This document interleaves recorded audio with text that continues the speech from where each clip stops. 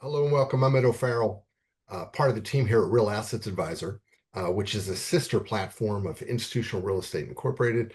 Our platform is in a private wealth channel and focused on connecting wealth professionals to news, insights, data, along with each other. And today we're going to be presenting uh, a slew of industry experts here that we've gathered to address retail distribution roadmap, keys to breaking into the broker-dealer and RIA channels. Joining me today, well, before I get to that, let me get to a couple housekeeping notes. If you have any questions during the webinar, there's a Q&A box in your Zoom program. And if you just hit that, you'll be able to ask a question as we go along. And secondly, a link to the recording will be provided to everybody that you can share with other folks or watch it once we're done here. To get started, I want to introduce our panelists, who I'm going to ask them to introduce themselves and tell you a little bit about their firms. And we'll start with Cherie Fournier at Marketing Intent. Cherie?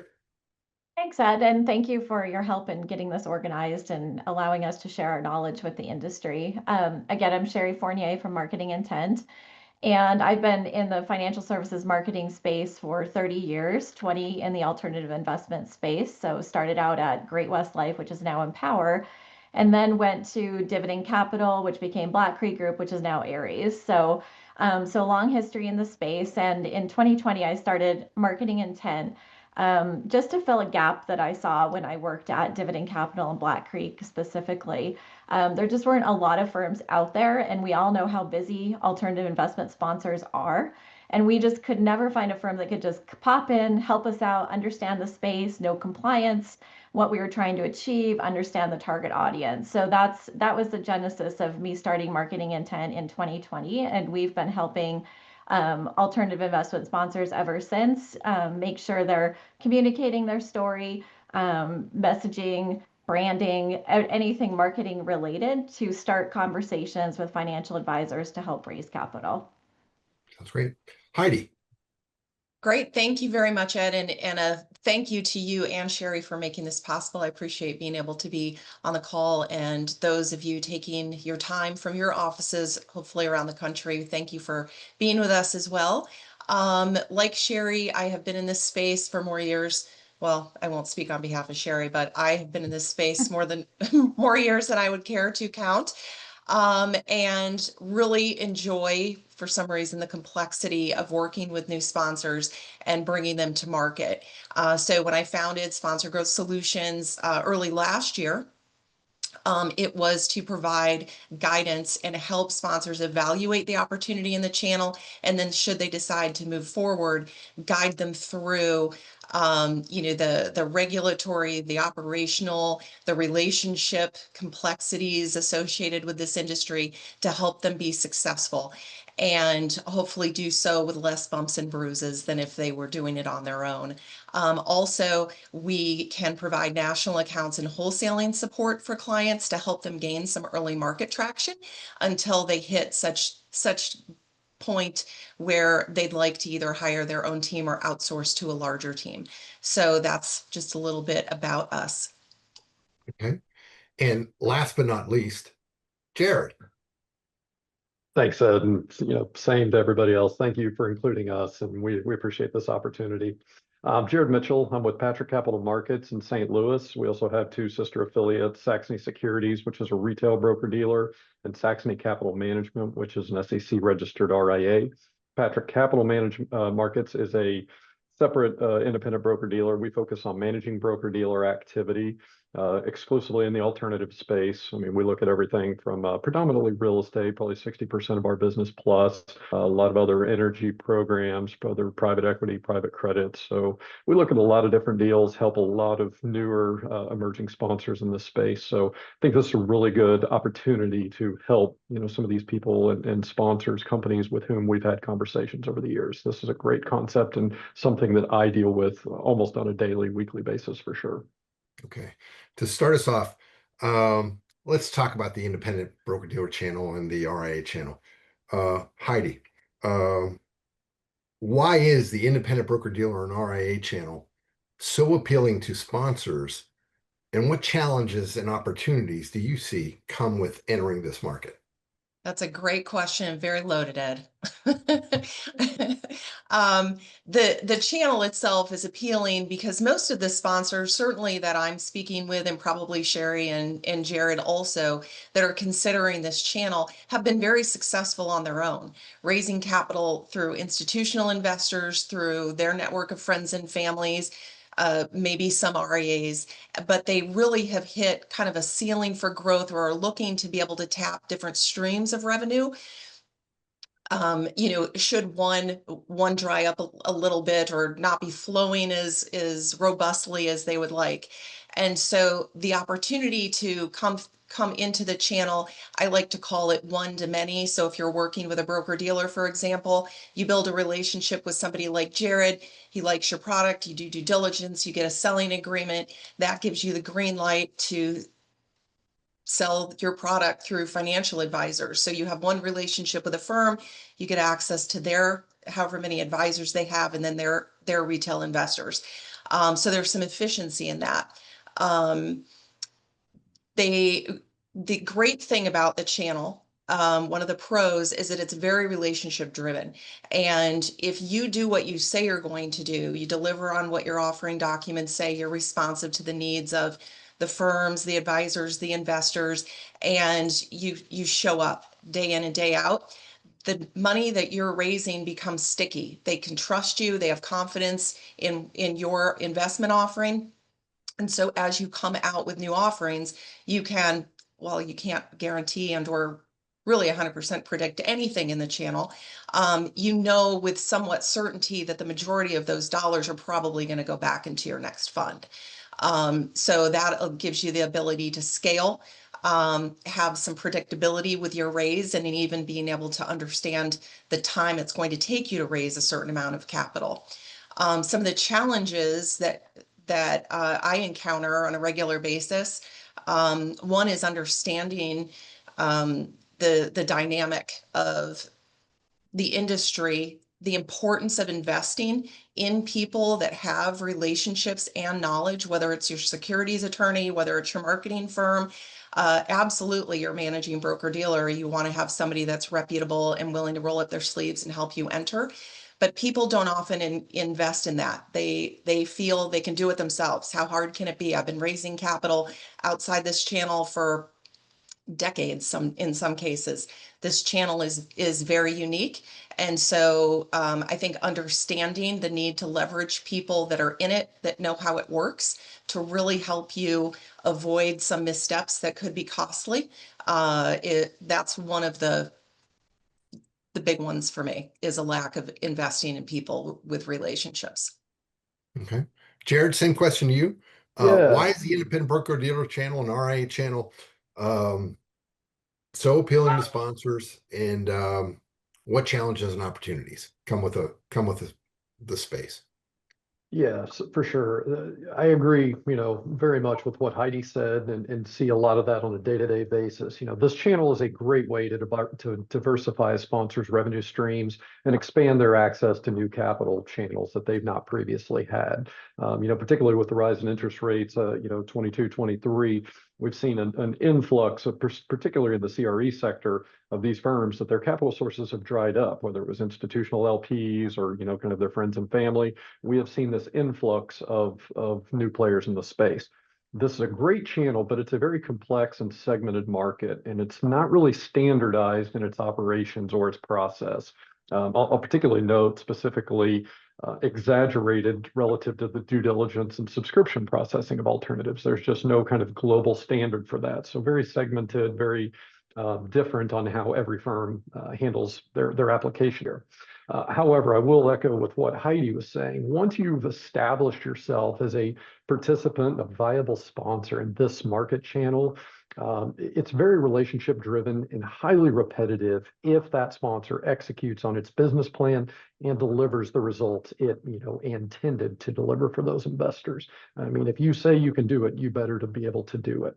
I would say also a few points from my end. This particular channel is more accepting of the small to mid-sized sponsors and more niche programs, where a lot of the larger wirehouse broker dealers and large institutional RIA firms, they're going to be a lot more limited in their offerings of alternative investments to their advisors and their clients. A lot more registered programs, a lot more liquid, kind of semi-liquid vehicles, etc. A few pros and cons from really pros and market attractiveness. Just the ability and the potential to access such a larger capital pool, particularly from the retail space, who require less information, less hoops to jump through than a lot of your institutional LPs, with ongoing requirements, upfront due diligence. However, I will say this channel is very knowledgeable. Most of the prominent players, they are very, very knowledgeable at the rep level and the home office level of alternative investments. And maybe even more so, especially at the rep level, than a lot of the larger wirehouses. So the broker dealers and the RIAs are going to ask a lot of due diligence questions. But if you can pass that muster, you're going to really earn your seat at the table. And I think from a revenue stream, you're diversifying your revenue stream here through this channel.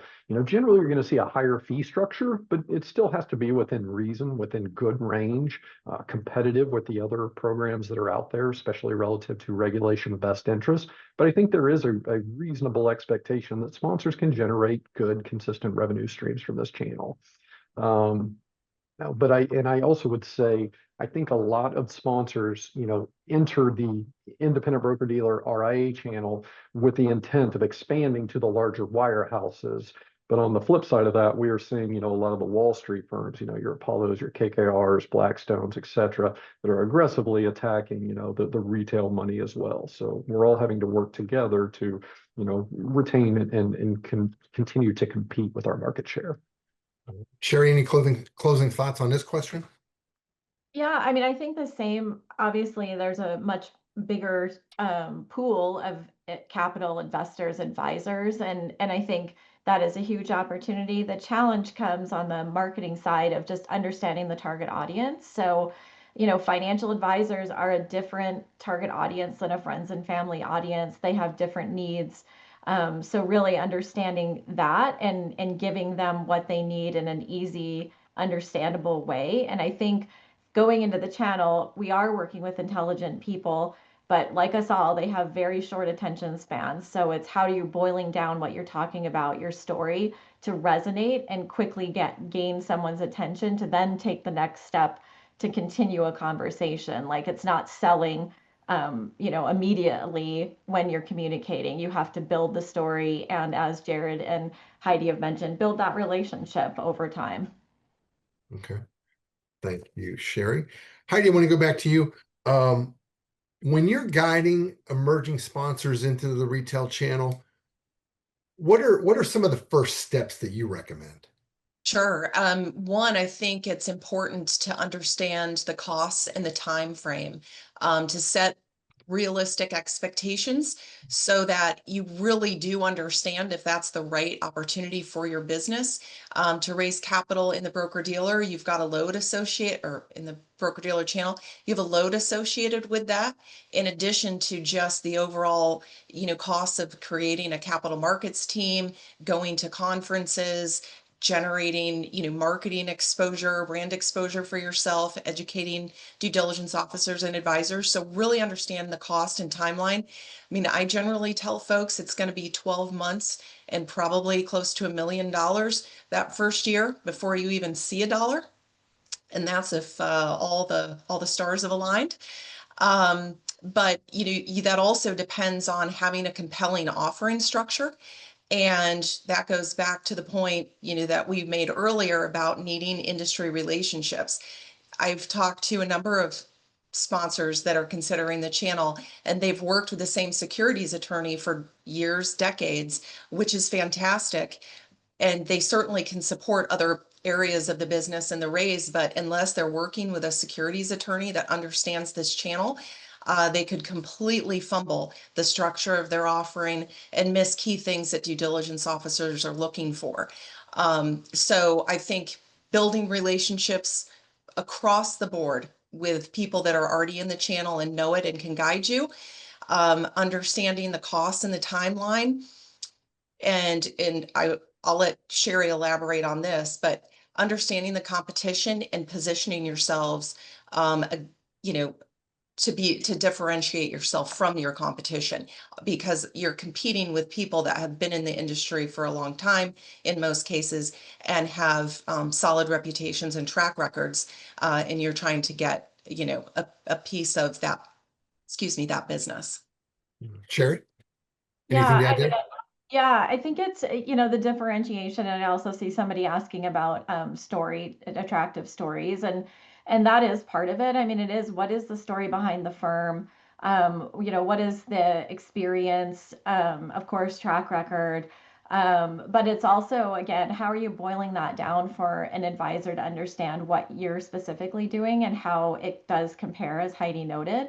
And that's not just like multifamily versus multifamily. It's maybe a multifamily offering versus a private credit offering. I mean, you have to understand the landscape of everything that's out there that advisors or due diligence officers are being marketed and being exposed to, and how are you then differentiating, standing out, even if it's something that you may not think initially that would be as an element of a story. There can be some very kind of fundamental but compelling things to talk about. And a lot of that can be based on current trends that we're seeing, like data centers and the demand of AI and what that does. So it can be kind of pop culture kind of things that we think about that are going to resonate quickly with advisors without them digging into a lot of details initially, just to understand what you're doing and how you're different. Okay. Jared, any thoughts? First steps? Yes. So from my standpoint, I really, really try to reiterate in my conversations, I do most of the business development for our managing broker dealer business, right out of the gate, kind of a joke I say is, if you can't stand here and light $100,000 bill on fire and watch it burn, it's probably not worth your, even betting. Just that's the reality. And I, had these intense conversations so many different times. I actually put together a budget because I felt like I would say these numbers and people would shrug it off, but that was the reality. And exactly what Heidi said, that timeline, that budget, that is very real. So when I actually lined it out and walked through it with them, I think it took on a different context, but it is going to be very difficult, very expensive, very frustrating, but it is very lucrative and very beneficial if you can weather that storm. And the second point I want to make, and last point, is the importance of your team is critical. Say, for example, a good securities attorney. Yes, we have to have a good attorney that understands securities laws, 1933 Act, et cetera. But you also, if you're really trying to break into the IBD channel, particularly, my firms are supervised under both FINRA and the SEC, with FINRA being our primary regulator. If we don't work with an attorney that understands the FINRA world, some things can slide through that cracks. So it's really critical from the sponsor side that you understand the target demographic of whom you're going after. Are you going after RIAs specifically? I'm going to look at that a little bit different than going after broker dealers, RIAs, different share classes, et cetera. So there's a ton of moving pieces. So it is absolutely critical for you to have the best team, advisory consultant team, and I include the NBD as part of that. And especially with what Heidi and Cherie do, those are critical players to this space. And with regards to what Cherie does, Cherie, we got a question. How much assistance do you provide new sponsors in building credible but attractive stories?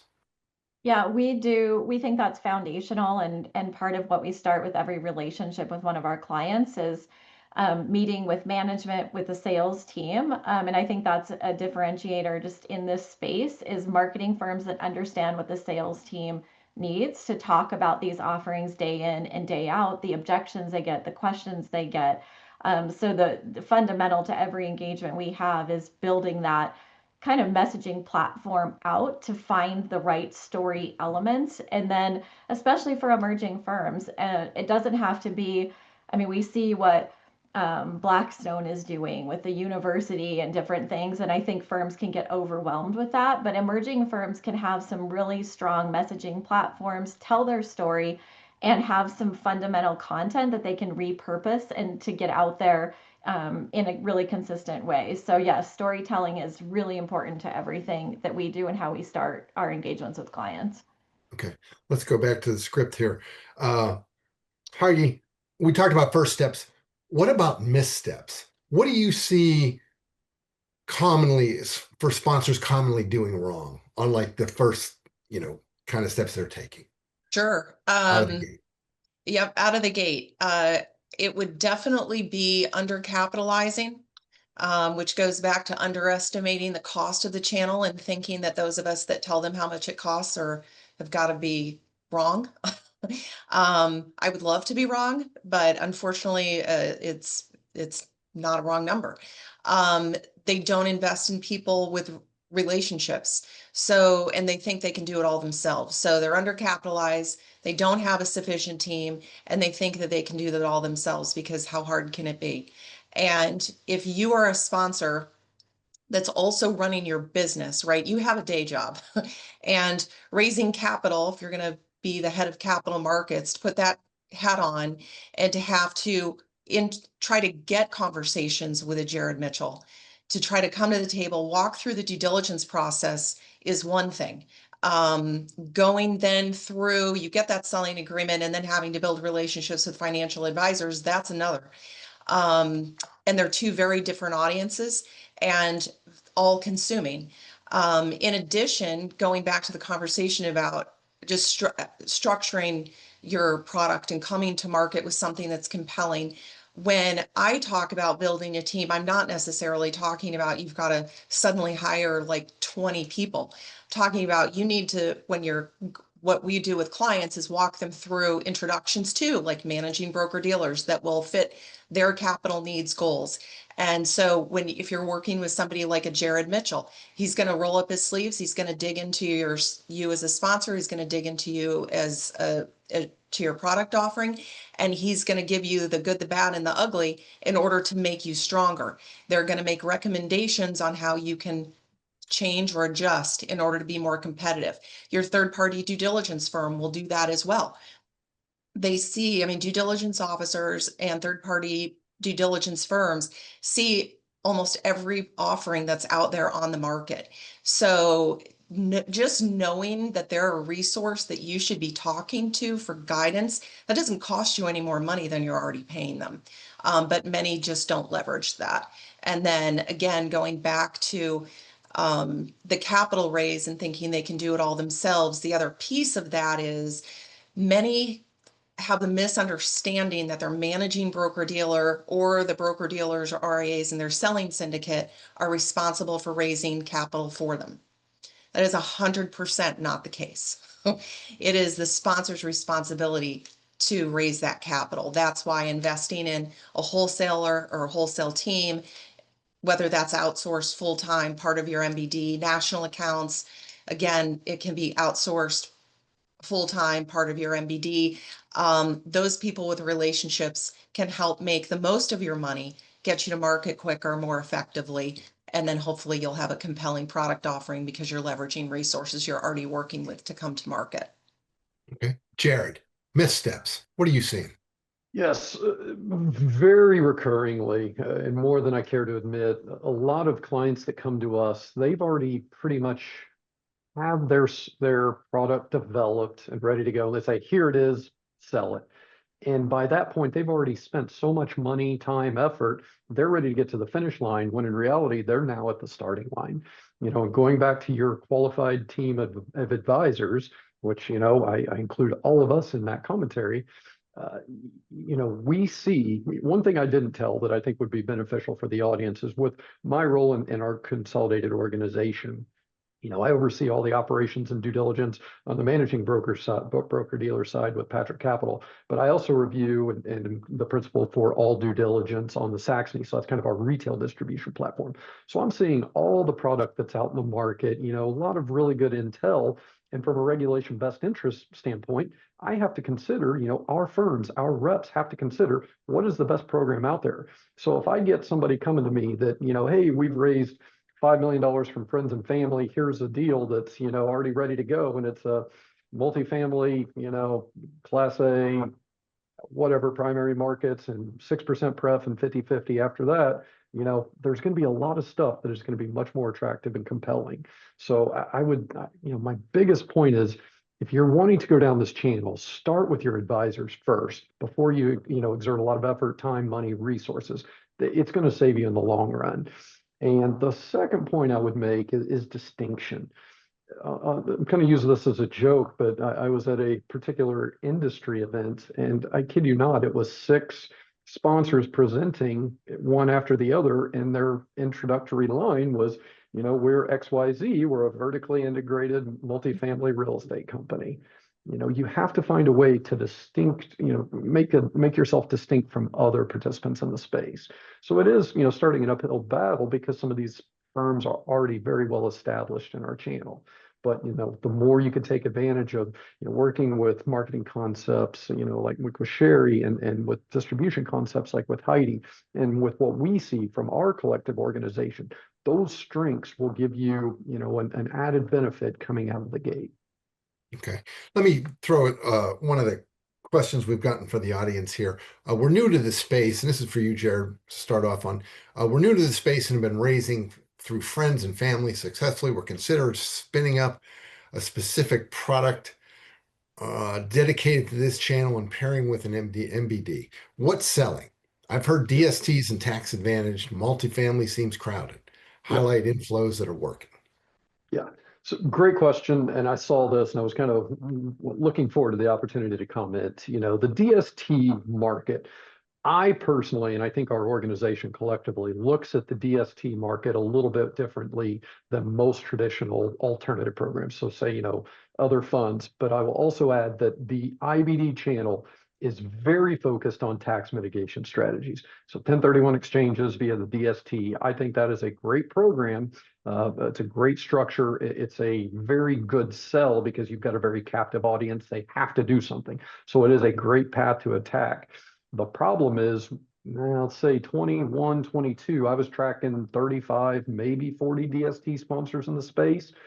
Cherie mentioned Aries and Black Creek. I mean, I understand all those back because I started here in 2019. So I've been about 7 years in the alt side, 20 plus years in the industry overall. Now I'm tracking somewhere around 70 DST sponsors. And when I say tracking, I'm using that very loosely. There's just like in anything else, there's just becoming this overcrowdedness of this market. So it's very difficult. So again, going back to distinction, you have to be able to distinguish yourself from these other players. But yes, DSTs are, I think we're going to see a ramp up in OZs with some of the updated and the tax legislation. With DSTs, going back to that category specifically, you're seeing all kinds of very intriguing engineering in those types of programs, seeing a lot of ground leases, zero coupons. There's a number of different structures, but it's a very complex product type. If you don't have the right counsel, if you don't have the right team behind you, one minuscule error, omission in your deal structure could totally negate that 1031 exchange, and then you're on the hook for liabilities for tax implications.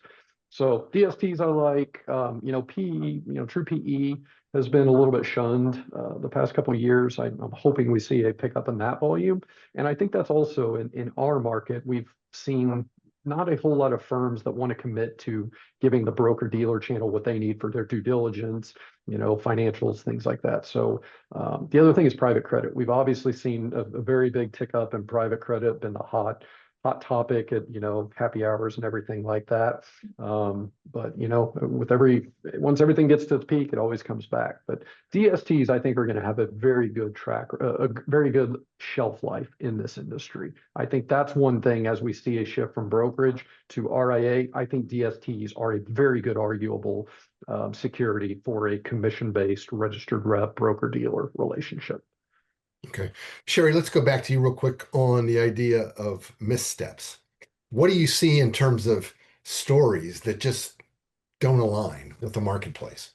Yeah, I mean, it's kind of what Jarad was speaking to on everybody's the same. We'll get somebody come to us and they have kind of the same story as everyone else, or we'll go to their website and we don't understand what they do, which I think is just key. It's like you are out there, you have to be really clear in what you're doing and you have to speak to your target audience. So if you've come from speaking to institutions, friends and family, and you're going into this channel, you have to think about making this target audience a priority and speaking to advisors and investors. I mean, we've seen firms come to us and it's a private credit firm and their sites targeted toward the people that are borrowing from them versus the advisor who's going to invest in them. So just a big misstep. Again, I just am constantly like, consider the target audience and make sure that you're speaking to who you want to trust you and put their clients' capital with you. And that's just so critical. Okay. Jarad, back to you. From your perspective overseeing due diligence, what makes for a smooth and efficient product review process? What are the keys? Great question. I see this all over the board from the newest of news to the most experienced. And I mean, frankly, our firm works with everybody from right out of the gate up to the Blackstones, Blue Owls, fill in the blank there.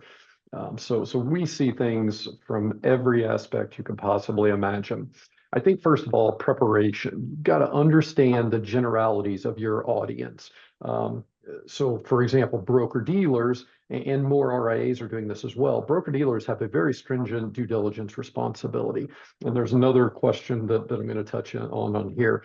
So our firm, the broker dealer channel, has a responsibility and obligation to investigate both the sponsor, which FINRA calls it the manager, but really you're looking at the sponsor, the parent company. Our firm starts with a top-down approach. We want to get comfortable with that sponsor before we'll even consider looking at your deal. So some things we're looking at, to be prepared for is having a clean, consolidated, concise data room where we can go in and we see operating agreements, bylaws, articles, whatever legal governing documents for that parent. Who are the owners? We're going to run background checks on you. And I will say, we see some pretty intense stuff with some of these players. Shadow owners, or anybody, that we sniff out that has, shadow control or something like that through indirect ownership, layers and layers. The more complex your organization is, that could symbol, some type of flag. I'm shocked at the things I've seen in 22 years in this business. Financials, and that was one of the questions in their comments in the chat, or the question Q&A.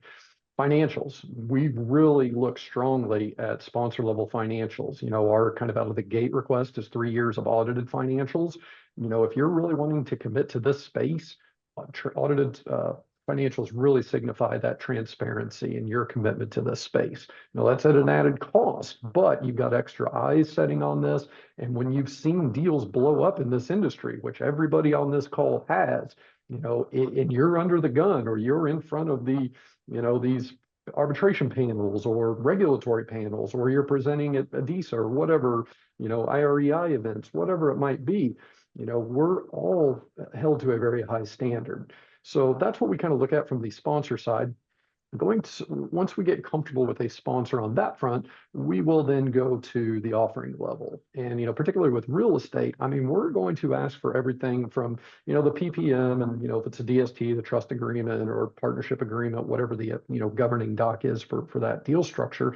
But we're going to look at the appraisals. We really want to see your underwriting, I don't claim to be a real estate expert, but I look at enough deals that, say in the Sun Belt or the DFW markets, I kind of know where the range is, and I know where we want to see you. The third party legal review firms, your due diligence firms, they know the ranges you need to play in. So if I see you outside of those ranges for, say, rent growth or cap rates or whatever, occupancy and vacancy, if you're outside of that kind of normal range that we're used to seeing, that's going to throw a flag.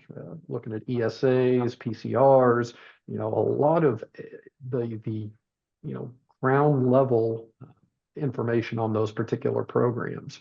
And then, our firm, we kind of do our own underwriting. It's a little bit harder for blind pool funds. So a lot of advice I give to newer sponsors entering this channel is you can either do identified programs where you can actually look at the underlying property or investment opportunity there, versus just a blind pool fund. As entering the space, it's harder for me just to trust you without having experience with you. So we're looking, we're going to do our own underwriting based on your projections, and we'll kind of factor our own and see if those play out. And there have been some deals where the difference in a 25 or 50 basis point exit cap, I mean, go from a 15% IRR to a 7% IRR. So, I mean, there are some very sensitive cases that we see on those.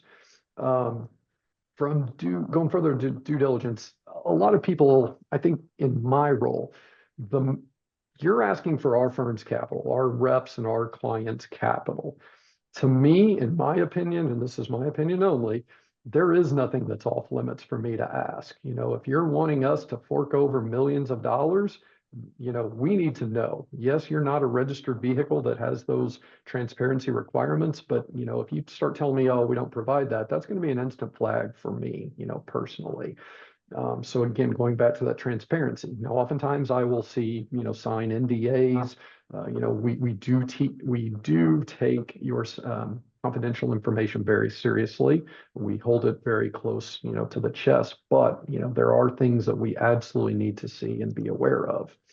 The other thing that I really wanted to touch on, 2 points, is the third-party due diligence. Heidi touched on that earlier on in her kind of opening statements. The importance of a third-party due diligence firm is critical. And there are some great firms out there. I've got a good relationship with all the players, or at least, the general players in our segment. The importance cannot be understated. Almost every broker dealer that I know absolutely requires it. They won't even look at your deal without a third-party due diligence offering and sponsor level report. So right there, you're talking anywhere from $40,000 to $80,000, depending on the provider. So again, that high price point to entry. But you have to have that. Almost every broker dealer that I know won't even look at it if you don't have that. Yep. The other point I wanted to make for due diligence, our team, I get anywhere from 50 to 75 emails a day just on either product launches, product updates, marketing pitches.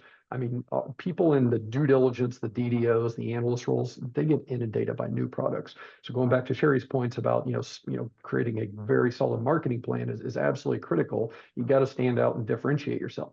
But unfortunately, we are stretched so thin at the DDO and home office level, and very similar for all of my friendly colleagues in this industry.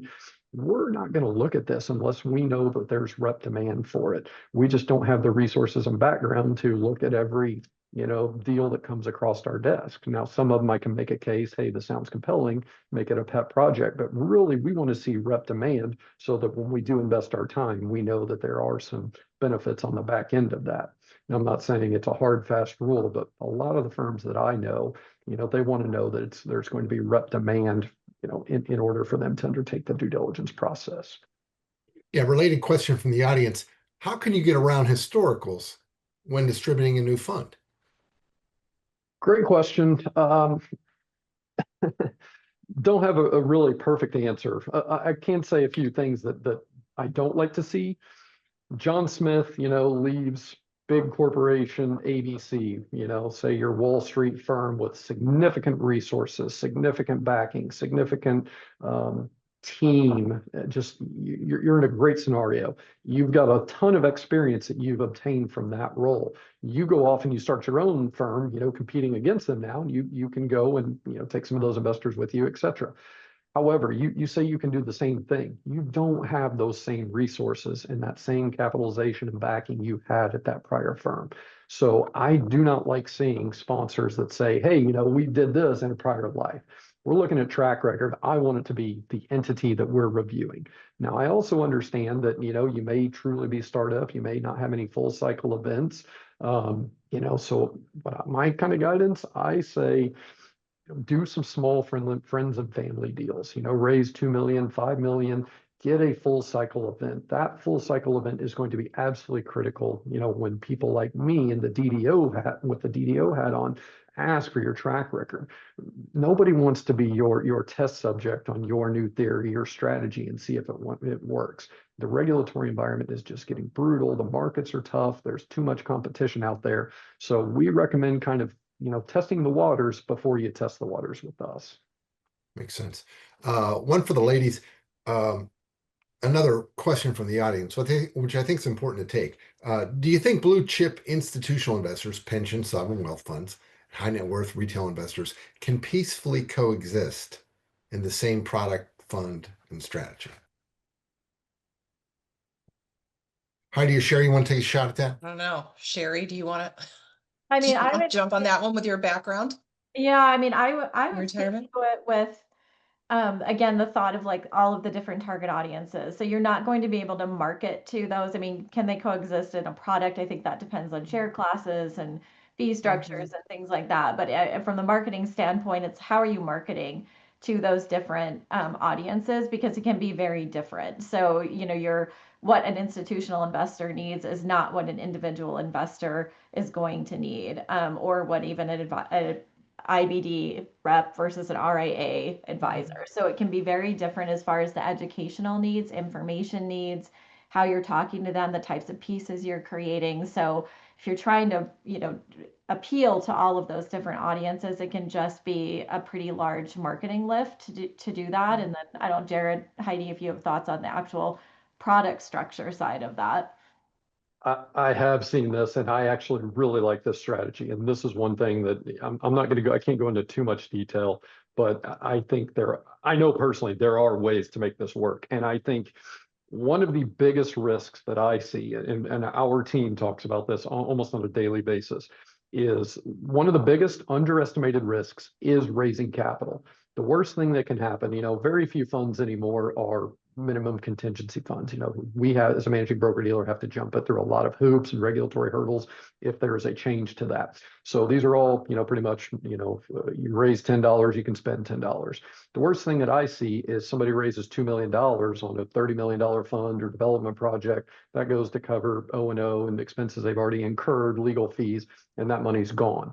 So if we can pool these assets together from, you know, institutional LPs along with retail investors, I've got specific examples where this has worked unbelievably well. And I think it strengthens that risk of not having the capital available there.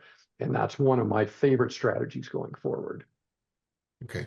Cherie, what does we're talking about new sponsors. So what does exactly a new sponsor need to go to market? Yeah, I think first, and Heidi touched on this, is patience. Just the idea that you could be talking to advisors and they aren't going to do anything for a year. I mean, you're building the reputation, you're nurturing the relationships, and that can, I think, be a little bit different than some other ways of raising capital. So first of all, just patience. But we like to think of it kind of in 5 areas for emerging sponsors. So first, your offering materials, and we can see these range, you know, fact sheets, presentations, brochures. We typically advocate for a fact sheet and a presentation initially, and fact sheets I think are a little misunderstood. So of course they have to have the facts of the offering, but we see a lot of firms not taking the opportunity to, like I said, how are you differentiating yourself? How are you explaining maybe the demand drivers of the asset class that you're working in that fact sheet? So somebody can say, oh, I get the story and here's the details. So there's some opportunities there to bring that forward in some just really basic pieces. From there, we also talk about branding. So goes beyond your logo and your colors and that sort of thing to, like we talked about earlier, the messaging platform, the story behind what your firm represents, why it cares about what it does, why it's in the asset class that it's in, and bringing that forward. And again, like I mentioned, the website. I mean, that is just a critical one. People are going to go to your website, they're going to go to your LinkedIn profile, for you personally or your firm, and try to figure out what you're about and who you are. So those are just critical to get right. And I know a lot of times we think of branding as this giant endeavor, takes forever, and it doesn't have to. Like we help clients with, we call it more functional branding, where we're looking at how are you going to be differentiated in the market, what are you doing, your messaging platform, and we're getting that done quickly, especially for emerging firms that we know are time sensitive. From there, we kind of think about essential marketing deliverables. So this is kind of where more of the relationship building comes into play. So you think about email nurture campaigns. How are you getting out there in front of advisors, and even doing educational content, which again, I mentioned a lot of firms are starting educational portals. They're doing CE presentations. I don't think emerging sponsors need to go that far. I mean, of course, if you have the resources, great, but you can do some foundational pieces of education that can be repurposed into email campaigns, can be used by your sales team to start conversations. So there's a lot there that we can leverage from that point. And then marketing technology. So a lot of firms have no idea where to start here as far as how do you even do this. So I like to think of it as social, which is primarily LinkedIn if you're targeting the advisor kind of target audience. And then you need your email platform. Sometimes that can be a HubSpot, it can be a MailChimp. It doesn't have to go as far as like a Pardot with Salesforce. You need your CRM. So again, HubSpot's a great one that we've seen a lot of emerging sponsors use. And then a webinar platform, which Zoom's a great one. So you can kind of get your tech stack down and be ready to do digital marketing pretty easily. And then finally, I would just say performance and optimization. So, and what we look at that in that is not only like are emails performing, are people opening them, are people engaging, but how is it going for the sales team? And again, we just see our role in this industry as we want to bridge the gap between an advisor and the story and help the sales team. So we're always looking at how we sync with them. So a lot of email campaigns we think are successful if the sales team's like, yes, I got in the door. I finally met with that advisor I couldn't get a conversation with. And that's what we're looking at as far as performance and then continuing to improve, identify where messaging is working, where it needs to be refined, and go from there. So those are kind of the basic 5 areas that we think about when we look at marketing for an emerging sponsor. Okay, Heidi, thoughts? Sure. No, I think I agree 100% with a couple of exclamation points on what Cherie just said. And just talking through like capital market strategy, whether it's from a national account standpoint or a wholesale standpoint, having content, whether it's an email, it's a short white paper, sharing an article that somebody else published in the industry, gives teams an opportunity to reach out to a due diligence officer or other, kind of COI or a financial advisor with something new to say. So it's not just showing up on the door knocking, oh, hi, how are you? I don't have anything new to say. I just want to know if you're ready to look at me yet. It's, hey, did you see this just happened at our company? We just acquired an asset. Or did you see our white paper on this particular asset class and what we're expecting for Q4? Whatever it is, it just gives talking points. It continues to build that relationship and add value because you're sharing information with them that they may not have time to research on their own. So I think that's very important. And it goes back to what I feel like I'm beating a dead horse, the importance of investing in people with relationships that understand this channel, like Cherie, a marketing firm outside this channel. And I've encountered and worked with sponsors that are using a marketing firm that doesn't understand the channel, and that the layers of complexity, the amount of time it takes to try to educate them, when you've already got that wrapped in a firm that understands the regulatory compliance and what advisors, for example, are looking for, just speeds you up and makes you far more effective. Okay, let's stay with you, Heidi. How early should firms begin their marketing efforts, and what's the risk of not starting soon enough? Yeah, good question. And I think, and I'll pull on what Cherie said earlier, it's all about timing. And so if you're coming into the market and you cross that start line, you should be reaching out to due diligence officers, attending industry events. I'm a big fan of strategy. I'm also originally from the Midwest, so I don't like to spend a dollar unless I know I'm getting that dollar back somehow. There's a return on it. So putting strategy around where you're going. So when you first launch, you're going to need to build relationships with due diligence officers, for example. And so where can you find those due diligence officers?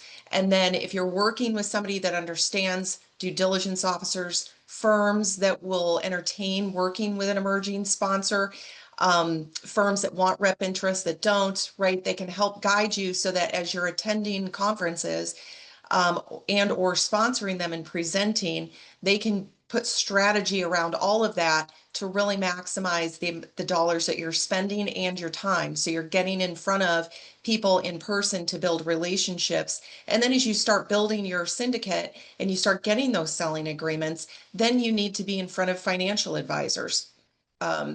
not that being in front of financial advisors isn't helpful early on, but there's nothing for them to buy, if you will. So your strategy just kind of evolves and widens as you gain momentum. And so it's never too early. You cross that start line and you should have your fact sheet, you should have your deck, you should have a budget and know where you're going to be, have your booth, whatever those things are, as soon as you cross that start line, and then just be prepared to expand and evolve that strategy as you gain traction in the industry.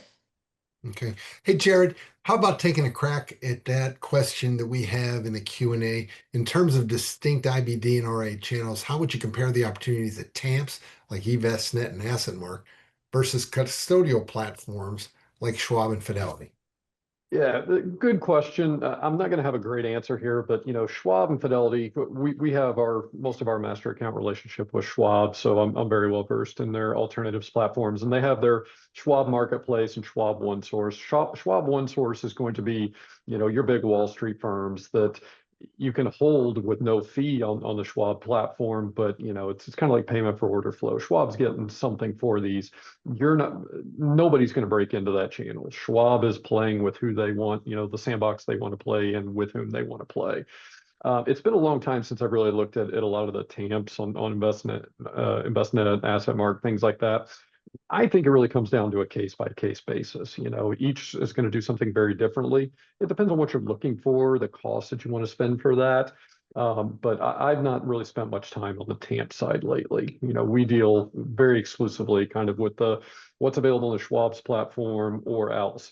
Now, I will say for new sponsors, kind of the holy grail of your visibility is getting added to a Schwab, getting added to a Pershing. However, the downside of that is you're not on OneSource, you're not on Marketplace, you're on kind of their more general, I forget what the official term is, but I mean, it's kind of a generic term they use. You're on their custodial platform, but you're not going to be visible to every advisor out there. People like me have to know that you exist, that you're approved on Schwab, and I have to manually reach out and request that from my support team at Schwab to basically get access to your program. Now, I can still have my client's assets custodied in your program through Schwab, but it's not going to have that visible, that marketing intent, because I do look at that as a marketing opportunity. If I'm right here between Apollo and Blackstone, I mean, you're going to get visibility from there. But that's a whole different beast. Okay. Emergent sponsors are often up against much larger competitors. What does it mean for them to elevate their marketing so they can stand out and compete more effectively? Cherie, you want to take that one? Yeah, so again, it's not emulating everything a really large firm does, but it is also knowing, like we've all said, advisors are going to be contacted by firms across the board, from really large established firms to smaller or emerging firms. So you have to at least think about the quality of your materials. So we've seen some sponsors come to us and they've tried to do some things in-house to save money, or they had maybe a greener marketing resource try to do something and just maybe miss the mark. And that's just time that they're sacrificing in really maximizing their marketing and getting out and hopefully shortening that sales cycle. So we just are firm believers in like, hey, invest in the basic marketing at least, like your fact sheet, your presentation, your conference presence, things like that. So you are coming across as a legitimate and even competitor, at least on how you're coming across in the marketplace. So that's one way to do it. And then again, like, what is your story and how are you different? That just continues to be a real way to stand out. And a lot of advisors do like these boutique offerings and something different to talk to their clients about. So it's just a great way if you have the high quality materials and a great story to stand out against those larger firms. Heidi, anything to add? Cherie's thoughts? No, I would just reiterate that and just you're asking what Jarad had said earlier about transparency and the right to ask questions, right? If somebody that wants to raise capital through your firm, you're asking a firm, a financial advisor, an investor to give you money to invest in your product. And so you don't want to do that on the cheap. I mean, they're taking they're making a leap, and they're investing a lot of faith in you. And so you should show up as professionally as you can.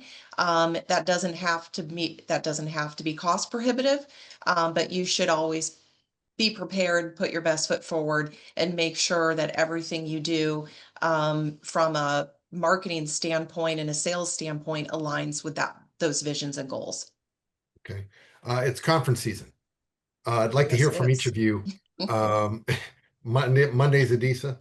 Yes, it is. Um, We'll do it. what recommendations would you have for a new sponsor to get into the mix to start networking?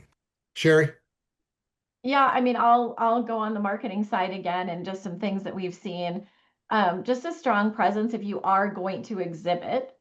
We've seen some firms that it's just, they don't, even large firms that don't have a compelling booth setup.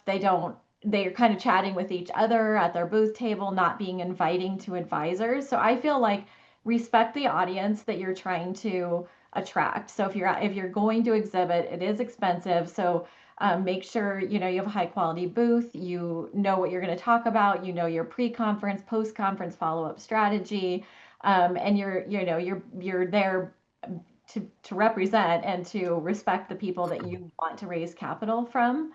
And then I would also just say if you aren't, you don't have the budget to exhibit, you can attend and network as well. And Heidi, I know you probably have some thoughts on that. Yeah, and again, I think there are times to present and sponsor, and I think there's times to attend. And that's where, getting guidance and getting feedback from your trusted team will be helpful. Again, maximize your dollars, spend them where you're going to get the best bang for your buck. But going into a conference, I mean, one, I'll go back to Cherie's comment about having a CRM. HubSpot saves my life on a daily basis because the number of people I meet, the number of people that I'm having conversations with on behalf of clients, or even just my own business, it's overwhelming. And so those HubSpot tasks remind me to reach out to people that I would have forgotten 6 months ago, not because I didn't think it was important, but because there's only so many hours in the day.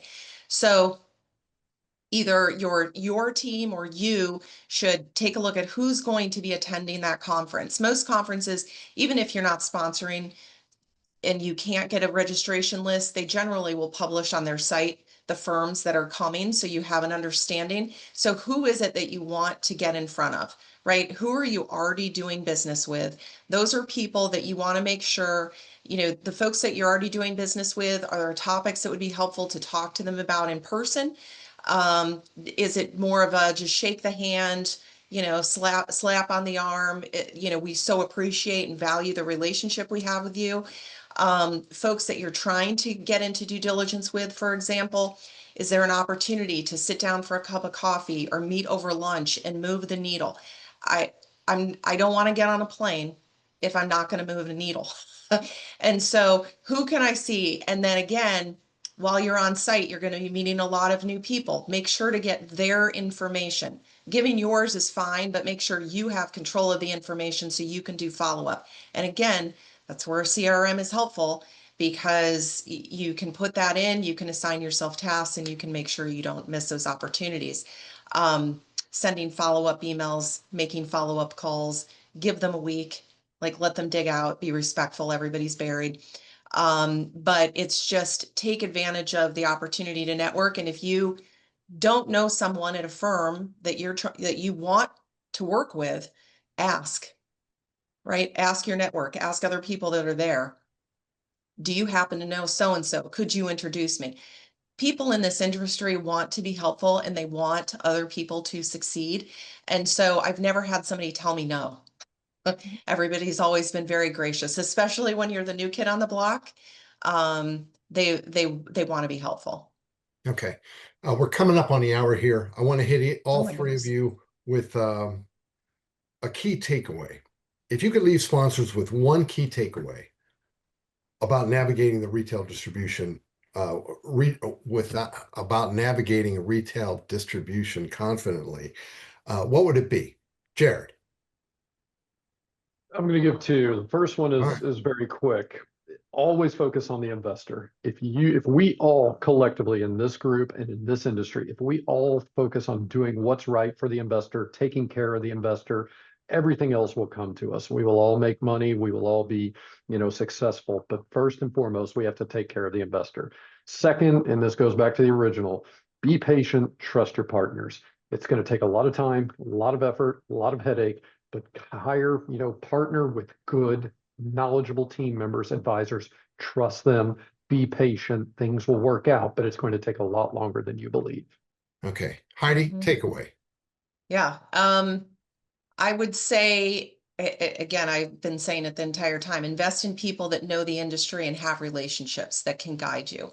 Because to Jared's point, it will be, you need patience, you need capital, and you need to have realistic expectations. Because if you come into the channel with realistic expectations and a team around you that understands the industry and can help you move the needle, you can kind of lock arms and, trudge through the hard times and celebrate the wins together. Cherie. I would just say humility, and it kind of goes to what was already said, but taking the advice of those around you, you may be great at what you've done, what you've built, but there's others around you that know then how to distribute that. And then again, from the marketing standpoint, just considering the target audience of who you really are marketing to and doing what is appropriate and needed by them. Okay. Sounds great.